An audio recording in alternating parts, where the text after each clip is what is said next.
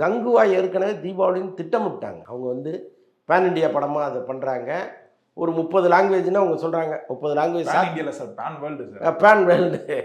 இப்போ என்னென்னா 30 லாங்குவேஜ்னு அவங்க சொன்னால் கூட அது ஒரு 10 லாங்குவேஜுங்கிறது சாத்தியம். இப்போ அந்த 10 லாங்குவேஜில் அவங்க படத்தை ரிலீஸ் பண்ணுறாங்க அப்படின்னா அந்த தேதியை அவங்களால விட முடியாது. தீபாவளிங்கிறது இந்தியா முழுக்க கொண்டாடப்படுகிற ஒரு பண்டிகையாக இருக்குது.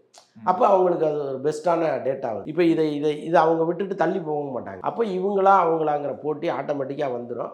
அன்னைக்கு டிஸ்ட்ரிபியூட்டர்ஸ் வந்து ஏதாவது தலையிட்டு சார் ஒரு படத்தை ஒரு நாளோ அல்லது 2 நாளோ முன்ன கொண்டு வாங்கன்னு சொல்வதற்கு வாய்ப்புகள் இருக்குது. ஆக மொத்தம் இந்த தீபாவளிங்கிறது ஒரு பெஸ்ட்டு ரிலீஸ் டேட் அப்படிங்கிறதுல 2 பேருமே உறுதியாக இருக்காங்க. விடுதலை 2 வேறு வருதா சொல்லியிருக்கீங்க சார். விடுதலை 2 வெற்றிமாறனை பொறுத்தளவுக்கு நீங்கள் அதெல்லாம் வந்து கணக்கிலே எடுத்துக்க முடியாது. ஏன்னா அவர் முதல்ல படத்தை ஃபினிஷ் பண்ணி பக்காவாக கொடுத்த பிறகு தான் அவங்க ரிலீஸுங்கிற விஷயத்துக்கே வர முடியும். அது இந்த தீபாவளியா அடுத்த தீபாவளியாங்கிறது யாருக்கு